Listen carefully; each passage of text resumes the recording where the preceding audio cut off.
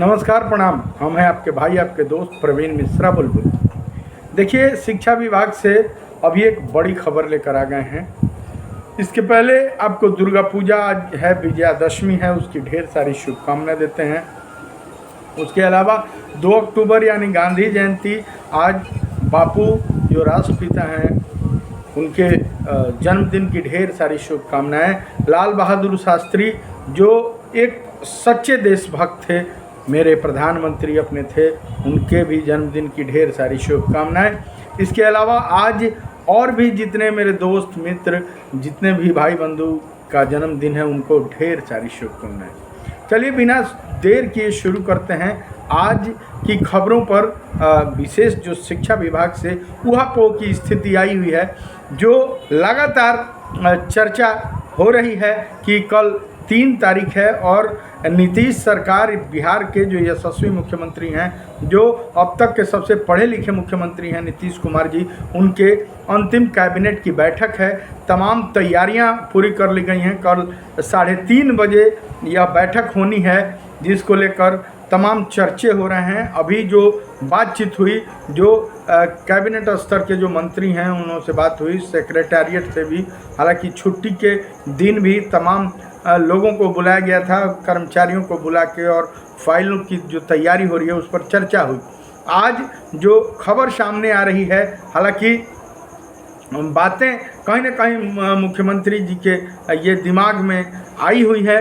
बताया जा रहा है कि जो नियोजित शिक्षक हैं उनको जब समान काम समान वेतन के लिए जब सुप्रीम कोर्ट में मामला गया था, हाई कोर्ट पटना में जीतने के बाद जब शिक्षक नेता जीत गए थे, तब जो सरकार है, बिहार सरकार, यह वहाँ गई थी सुप्रीम कोर्ट, माननीय उच्चतम न्यायालय पहुँची थी, और वहाँ जाकर यह बात चल रहा था, इस पर जिरह चल रहा था। तभी कुछ नेता थे, नाम नहीं लेना चाहते हैं, लेकिन उन लोगों ने कहा कि हम टेट पास हैं, हमको दे दिया जाए। सरकार एक तरफ अपना पक्ष रख रही थी कि मेरे पास पैसा नहीं है, और सुप्रीम कोर्ट का भी यह आदेश लगभग तय था कि समान काम के लिए समान वेतन शिक्षकों को देना पड़ेगा। अब स्थिति ये थी कि एक तरफ सरकार कह रही थी कि मेरे पास पैसा नहीं है, मेरे पास रुपया नहीं है, हम अभी स्थिति में नहीं हैं, यानी कि भिखारी अभी हम हैं। अभी इतने शिक्षकों को, 4.5 लाख शिक्षकों को कहाँ से पैसा देंगे, अभी मेरे पास राशि की कमी है, अभी स्थिति ठीक नहीं है। वहीं जो गुटबंदी हो गई शिक्षकों में, टेट पास हम हैं, हमको दिया जाए, तो ये पास हम हैं, हमको दिया जाए, इसका फ़ायदा सरकार को मिला। हालांकि सरकार ने यह कहा, एफिडेविट भी लगाया कि अभी 15% हम बढ़ोतरी कर रहे हैं, वहीं आगे चल के और 25% हम बढ़ोतरी करेंगे जो नियोजित शिक्षक हैं उनको, और 40% कुल बढ़ोतरी करना था वेतन में, जिसको लेकर सरकार ने यह कहा कि अगले चुनाव के पूर्व, यानी विधानसभा 2025 के चुनाव के पूर्व हम 25% जो बाकी बढ़ोतरी है वो कर देंगे, जिसको लेकर यह कैबिनेट की अहम बैठक सामने आ रही है। बताया जा रहा है कि इसमें कुछ न कुछ इस पर बातें चल रही हैं। हालांकि हम बिना मतलब की बातें नहीं करते हैं कि ये मिल जाएगा, वो मिल जाएगा, वो मिल जाएगा, क्योंकि बिहार के यशस्वी मुख्यमंत्री नीतीश कुमार जी के बारे में कुछ भी पहले कह देना कहीं ना कहीं यह जल्दबाजी होगी, और जल्दबाजी में और तमाम चैनल हैं जो झूठे बिना मतलब झूठ परोसते हैं। मैं उस तरह का नहीं व्यक्ति हूं, लेकिन कहीं ना कहीं यह चर्चा है, अंदरूनी जो बातें सामने आ रही हैं कि 15% पहले सरकार दे चुकी है नियोजित शिक्षकों को, और 25% और देने की बात हो रही है। हालांकि अभी ये बातें सामने नहीं आई हैं, क्योंकि जब देना होगा तो पहले भी बता चुके हैं, सेवा निरंतरता का भी चर्चा था, दुनिया भर का चर्चा हो रहा था, तो सरकार पहले ट्वीट करती है। अगर देर संध्या बिहार के यशस्वी मुख्यमंत्री, सबसे पढ़े लिखे मुख्यमंत्री नीतीश कुमार जी का ट्वीट आ गया, ट्वीट का इंतज़ार सारे लोग कर रहे हैं। आज रात मतलब कत्ल की रात होगी, कहीं ना कहीं आज का रात का इंतज़ार सब लोगों को रहेगा, और नियोजित शिक्षक मुख्य रूप से यह इंतज़ार कर रहे हैं कि आज उनको 25% यानी 25% वेतन में बढ़ोतरी हो जाएगा। लेकिन मैं खुलेआम नहीं कर सकता हूं, क्योंकि मैं 50-50 में हूं और तमाम चैनल वाले लोग लगातार कह रहे हैं कि 25% मिल जाएगा मिल जाएगा मिल जाएगा, लेकिन मुझे विश्वास अभी तक नहीं है। इसलिए विश्वास नहीं है क्योंकि बिहार के यशस्वी मुख्यमंत्री अगर 400 से 1100 रुपया बढ़ाते हैं तो दुनिया भर का प्रचार प्रसार अखबारों में मीडिया में चलता है, लेकिन अब तक कोई खुलासा नहीं हुआ। लेकिन कुछ अंदरूनी सूत्र बता रहे हैं क्या होगा। मैं 50-50 में हूँ, मैं खुलकर यह नहीं कह सकता हूँ। जब मिल जाएगा बढ़ोतरी का खुलासा हो जाएगा तब मैं कहूँगा। चलिए एक बात, दूसरी बात कि जो विशिष्ट शिक्षक बन गए, जो यशस्वी मुख्यमंत्री नीतीश कुमार जी कह रहे हैं, कहे थे गांधी मैदान में कि मामूली परीक्षा दीजिए और सरकारी बन जाइए, या जो बहुत दिन से नियोजित थे, 18 साल 20 साल से जो नियोजित थे और TRE 1 TRE 2 TRE 3 में चले गए, वो लोग लगातार सेवा निरंतरता की मांग कर रहे हैं। तो हमको ये लग रहा है कि सेवा निरंतरता भी मिलने वाली नहीं है। हाँ, इन लोगों का ग्रेड पे और वेतनमान गायब हो गया है, जो इन लोग को मांग करना चाहिए। अब विद्या कुमारी जी के कुछ सवाल हैं, जो लगातार मेरा वीडियो देखती हैं, उनका बड़ी ही तार्किक सवाल है। देखिए, उनका पहला सवाल है कि किसी भी डिपार्टमेंटल परीक्षा में अगर कोई पास करता है तो क्या यह नौकरी नई नौकरी हो जाती है और पुराने नौकरी का लाभ मिलेगा कि नहीं निरंतरता पर उन्होंने चर्चा किया है कि हम लोग पुराने हैं और डिपार्टमेंटल परीक्षा देकर हम लोग विशिष्ट बने हैं। चलिए इसका बड़ा ही सुंदर जवाब आपको दे रहे हैं। आपको बता दें कि अगर डिपार्टमेंटल परीक्षा होता है विद्या कुमारी जी, तो डिपार्टमेंटल परीक्षा में कभी भी बाहर से साइबर कैफे से आपको फॉर्म नहीं भरना पड़ता है। जैसे दक्षता का परीक्षा हुआ था, तो दक्षता का परीक्षा जो दिया गया था उसमें बाहर से फॉर्म पैसा लगा के फॉर्म नहीं भरना था, वहीं एफिडेविट नहीं लगाना था कि हमको इस नियोजन इकाई से बाहर जाने या नौकरी छोड़ने से कोई आपत्ति नहीं है, मेरा कैडर बदलने से मुझे कोई आपत्ति नहीं है। वहीं सरकार ने यह कभी नहीं कहा था कि जैसे ही आप ज्वाइनिंग लेटर पाइएगा, आप ज्वाइनिंग लेटर पाने के साथ ही पुराने नौकरी से इस्तीफा दे दीजिएगा। इन सब बातों से यह पता चलता है कि वह डिपार्टमेंटल परीक्षा नहीं था। अगर डिपार्टमेंटल परीक्षा रहता तो आप नए रूप से फॉर्म नहीं फिलअप करते, आप NOC नहीं लगाती, आप ज्वाइनिंग लेटर के साथ सरकार यह नहीं कहती कि आपकी नौकरी नया हो गई। और डिपार्टमेंटल परीक्षा का उन्होंने रेलवे का भी बात कहा है कि रेलवे में भी ऐसा संभव है, जज भी अगर एक बार इस्तीफा दे देते हैं तो जज बन जाते हैं, उन्होंने कहा है। मैं बताना चाहूँगा कि नियोजन इकाई में आप पंचायत स्तर की शिक्षिका थी और जैसे ही आपका कैडर बदला आप जिला स्तर की में आपका बहाली हो गया और पुराने निकाय से आपने NOC दे दिया।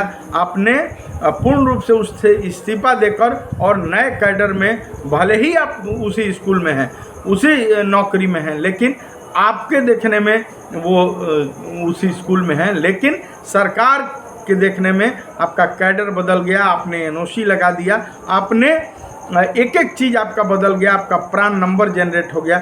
जैसे एक आदमी और कह रहे हैं कि प्रान नंबर सरकारी राजकर्मी हो गए तो जनरेट हुआ है, तो प्रान नंबर नियोजित का है। आपको एक और बात बता दें कि प्रान नंबर HDFC, ये एक्सिस बैंक, ये जितने इस तरह के बैंक हैं, प्राइवेट बैंकों में भी प्रान नंबर जनरेट होता है। तो इसका क्या मतलब है कि वो राजकर्मी हो गए, उनको ग्रेड पे और वेतनमान मिल गया है। प्रान नंबर जनरेट होना कोई सरकारीकरण नहीं है, राज्यकर्मी होने का ये कोई सर्टिफिकेट नहीं है। हाँ, वेतनमान ग्रेड पे होता है तो आप राज्यकर्मी होते हैं, आपको हर चीज़ का लाभ, महंगाई का लाभ, DA का लाभ, आपको महंगाई भत्ता वगैरह और जो भी केंद्र में लागू होता है वह राज्य में राज्यकर्मी के अनुसार आपको मिलता है, उसका फ़ायदा। चलिए, विद्या कुमारी जी का दूसरा एक और प्रश्न है जो बड़ी ही लाजवाब प्रश्न है। बताएं कि उन्होंने कहा है कि HT जो हेड टीचर बनी हैं उसमें 8 साल तक सरकारी विद्यालय का 8 साल का एक्सपीरियंस लगा हुआ है। तो 8 साल का एक्सपीरियंस लगने के बाद हेड टीचर का परीक्षा देना था, उसमें 8 टीचर का अनुभव प्रमाण पत्र लगाना था और विद्यालय के हेड के द्वारा, प्रधानाध्यापक के द्वारा वह साइन करा के वो अनुभव प्रमाण पत्र लगा था। और उसके बाद भी सरकार कह रही कि नई नौकरी है। आपको बता दें कि यह बिहार के यशस्वी सबसे पढ़े लिखे मुख्यमंत्री नीतीश कुमार जी हैं और यह सरकार, इस सरकार में एक से एक पढ़े लिखे टैलेंटेड आईएएस अफसर लोग एसीएस के रूप में काम करते हैं। K Pathak ji, doctor S Siddharth, doctor B Rajendra sir, यह अव्वल दर्जे के 1 नंबर आईएएस अफसर हैं जो जिनके टैलेंट का दाद देने वाला कोई नहीं है।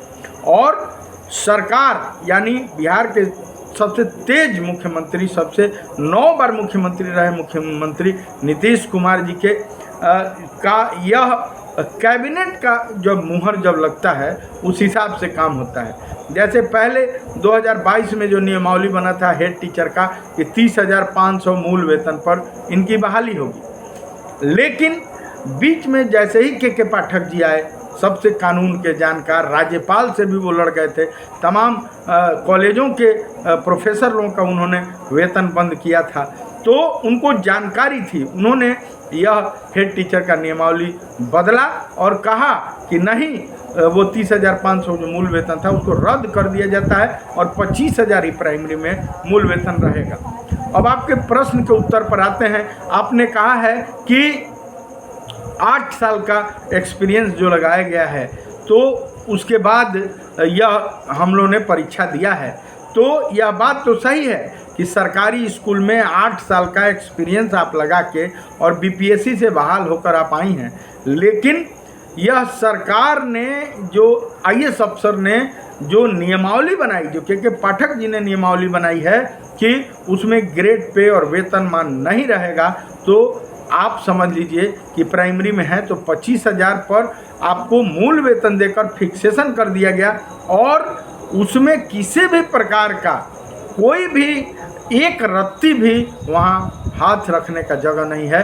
वहाँ एक रत्ती भी कहीं भी उन्होंने जगह नहीं छोड़ा है कि आपको वेतनमान और ग्रेड पे दे दिया जाए। आपको जब तक वेतनमान और ग्रेड पे नहीं है, आप किसी भी प्रकार का कोई भी आप राज्यकर्मी होने का दावा नहीं कर सकती हैं। आपको केंद्र में जो भी डीए बढ़ रहा है, यानी जो भी राज्यकर्मी का लाभ है, केंद्रीय कर्मी का जो लाभ है, उसका लाभ आपको नहीं मिलेगा।